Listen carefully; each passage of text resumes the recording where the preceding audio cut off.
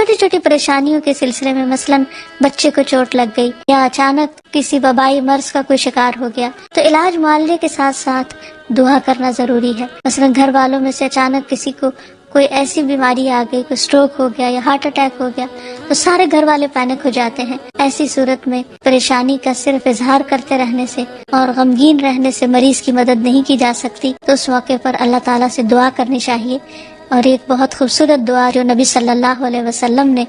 حضرت اسماء بنت امیس کو سکھائی تھی کہ آپ نے فرمایا، کیا میں تمہیں ایسے کلمات نہ سکھاؤں جن کو تم پریشانی کے وقت پڑھا کرو؟ اور وہ کلمات ہیں، اللہ اللہ ربی لا اشرک بہ شیئا، اللہ اللہ ربی لا اشرک بہ شیئا، اللہ اللہ ربی لا اشرک بہ شیئا، اللہ ہی میرا رب ہے، میں اس کے ساتھ کسی چیز کو شریک نہیں بناتی۔